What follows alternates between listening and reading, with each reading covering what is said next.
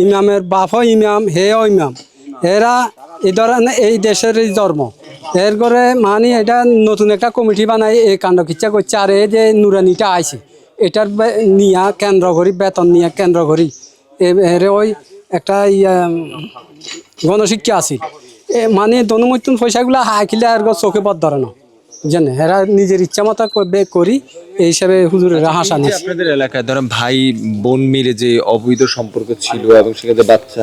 এটা হেতের গো মায়াও জানে বাপও জানে তারপরে ভাই প্রতিবেশী যারা আছে এরাও জানে সবাই জানে জানি উনি ওই কমিটির লগে পরে আইয়ে না কমিটি এলারা নিজের বই থাই মামলা লেখাছে করাই লিছি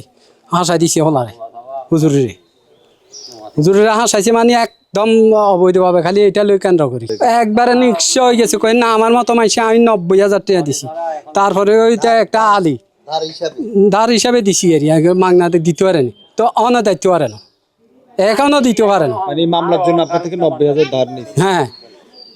এটার বাদে অন বেচছে যে জায়গা বেচছে না বাইবিটা বেশি লেছে না এর পরও দিতে পারেন না কি করবো করার কিছু আছে ওই একটা কামলা লোক এটাই ওই গনিয়া আরেকজনের কাছে চিনবো 50,000 টাকা আনি দিছে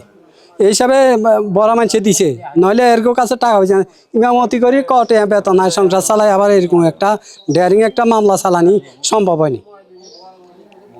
এরা প্রভাবশালী ছিল এই কারণে আমরা মানি আমরা হুরানা মানুষ বুয়া বুড়ি করে মানে না ক্ষতিপূরণটা তো পুরা দিতে না হারলেও যারা দোষীরা মোর্শেদ আর মোর্শেদের বোন এর দুইজনের সর্বোচ্চ শাস্তি চাই আর যারা জড়িত আছে এটা উস্কানি দিয়ে করাইছে এর মানে এর ক্ষতিপূরণ চাই।